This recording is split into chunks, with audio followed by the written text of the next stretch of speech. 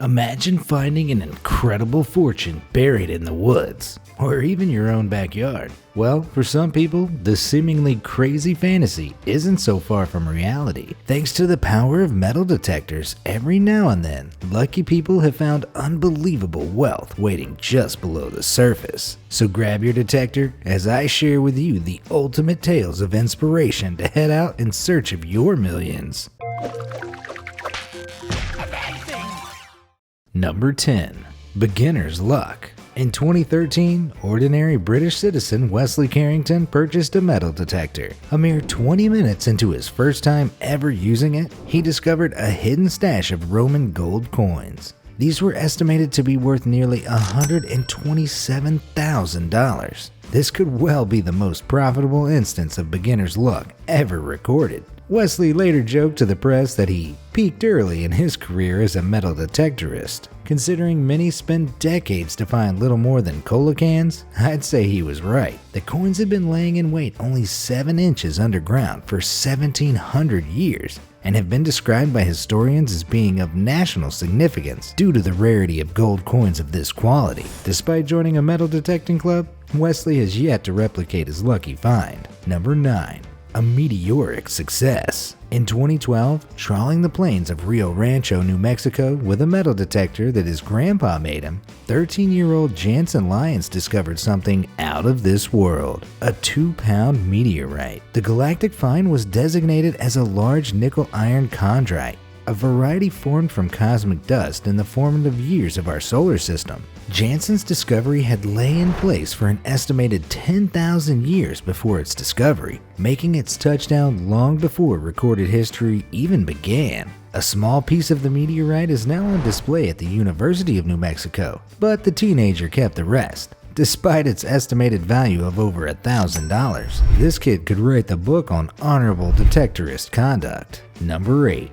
A hoard worth hoarding. In 2010, Englishman Dave Crisp hit the detectorist jackpot near Somerset, England. He found the Frome hoard, which is a colossal stash of over 50,000 Roman coins. The coins, which were mostly made from silver and bronze, were found inside a ceramic pot and comprise one of the largest hoards ever dug up in Britain. Unlike some lucky metalheads, Crisp said that in his prior 22 years of metal detecting, he had never found anything nearly as interesting as this. For Crisp, perseverance paid off as he took home half of the $405,527 the hoard sold for, the other half going to the owner of the land he found it on. A nice gesture, but also enforced by the law. Number 7. Off-road. Not all of the amazing things found using metal detectors were crafted thousands of years ago. In 1966, an entire 1913 Ford Model T was found by a group of enthusiastic detectorists. But it wasn't a complete chance discovery. People went out looking for it after a Detroit DJ shared the story of a local named Perry Andrews, who supposedly buried the vehicle in the 1920s. According to local legend, he buried his beloved car in an attempt to preserve its value, but was unable to retrieve it later. Number 6. Medieval bling. If the entries on this list are anything to go by, England is the place to go if you want to make money in the world of metal detecting. This is backed up by a discovery that packed a significant financial punch for its small size when it was dug up in 2009. In a field near Esrick, North Yorkshire, detectors stumbled upon a ring forged of gold with a blue gemstone and a red glass cloisonne, an ancient metalworking technique. The discoverers reported their find to the Portable Antique Scheme, and after a funding campaign by the Yorkshire Museum, sold it to them to the tune of $44,321. Much like Bilbo's finger bling, a group of experts gathered to discuss its fate in 2013. It became the subject of much academic interest, with most historians believing that it dates back to the 5th or 6th century from somewhere in Europe, likely belonging to a member of a royal family. This inference came from the sheer craftsmanship of the ring, which is particularly impressive considering its age. Now it's just a matter of finding the accompanying manuscript full of frustrated curses from the devastated loser of the ring. Number 5. Sipping on wealth. In 2001, metal detectorist Cliff Bradshaw discovered a dirty, crumpled cup in the English county of Kent. But this wasn't the aftermath of a Kent University student shindig. The cup, found to be fashioned of a single lump of gold, was purchased by the British Museum for £270,000, which was then $520,000. The Ringlemere gold cup dates all the way back to the Bronze Age, proving to the less informed that not everything was made of bronze in that period. Unfortunately, the cup was badly crushed sometime between the year it was made and the year of its discovery, so it is no longer a very practical piece of dinnerware. Part of me hopes though that the night watchman at the British Museum sneaks it out for his evening cup of joe. Number 4.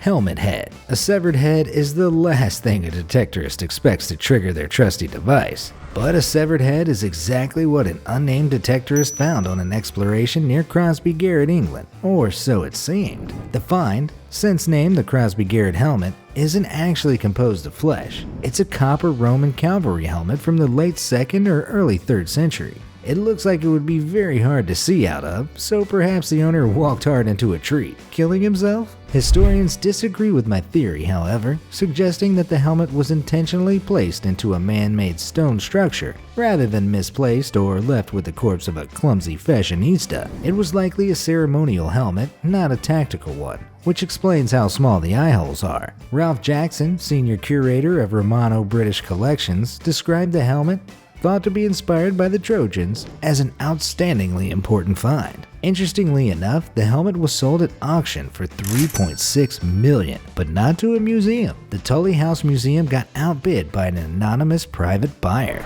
So while it has appeared temporarily at various museums, it is personally owned by someone, somewhere. I certainly hope it makes a regular appearance at costume parties. A $3.6 million mask makes for a not so subtle flex, and an undeniably stylish accessory. Just watch out for trees. Number 3. An ocean of wealth. Despite everyone's love for the underdog, not all buried treasure can be found by total amateurs. Case in point, a gold chalice from a 17th century Spanish shipwreck was discovered in the Florida Keys by diving company Blue Water Ventures. Despite his professional training, this was 20-year-old diver Michael DeMar's first ever treasure find. Seemingly another spectacular instance of beginner's luck. He told reporters that when his detector began beeping, he thought it was a beer can at first, but he investigated further. Good thing he did, because the two-handled ornate chalice had an estimated value upwards of $1 million. The company was investigating the shipwreck of the Santa Margarita, which is thought to have sunk during a vicious storm in 1622 and has been a source of riches for many sea trawlers over the past few decades. The chalice is thought to have been the property of one of the ship's wealthy passengers and was possibly used for communion. DeMar and his co-workers certainly paid homage to the cup's past in this regard before passing it on to experts. The discoverers said that they all drank some champagne out of the chalice, which is the only rational response to a discovery of this kind. Number 2. Lucky hands and wealthy boots. In 1989, a local prospector from Sonora, Mexico, purchased a cheap metal detector at Radio Shack in the whimsical pursuit of a new hobby. A few days later, to his astonishment, he discovered something amazing: the largest existing gold nugget ever found by detectorists in the Western Hemisphere, the so-called Boot of Cortez. The nugget, which as per its name is shaped like a boot, weighs a staggering 389 troy ounces. Troy ounces, by the way, are a special unit of measurement used by the precious metals industry, in case imperial measurements weren't overly complicated enough. The Boot of Cortez is 10 inches tall and 7 inches wide, and its rare level of purity and intriguing shape, combined with its massive size, make the Boot of Cortez extremely valuable. It sold in auction for over $1.5 million in 2008. Now, here's why I had to specify that the Boot of Cortez is the biggest existing nugget found by detectorists in the Western Hemisphere. In 1980, a gold nugget called the Hand of Faith was discovered in Australia by metal detectorist Kevin Hillier. It weighed 875 troy ounces, which totally blows that old gold boot out of the water. This golden beast is considered the largest nugget ever found by a metal detector. Hillier, however, wasn't quite as good at bartering as his Mexican counterpart. Despite almost double the boot's weight, Hillier received just over $1 million for his find. Before I get to the number 1 spot, here are a few notably ridiculous honorable mentions. Englishwoman Karen Woolley freaked out when her 100-year-old diamond ring, a family heirloom, disappeared. After becoming suspicious of her ever-hungry puppy, she ran a metal detector over him. The ominous beeping confirmed her suspicions. With the assistance of a veterinarian, the ring was removed from the pup before it attempted to pass it the old-fashioned way. Next up, a landowner in Oxfordshire, England, who earned his mention despite his poor memory. He found a 2,000-year-old Roman statuette while out metal detecting one day, left it in a used margarine tub, and then forgot about it for 10 years. Luckily, a detectorist asking him for access to his land made him remember the statue, but unfortunately, its head had fallen off during its time as a rather elaborate condiment in a dirty corner of the refrigerator. Number 1.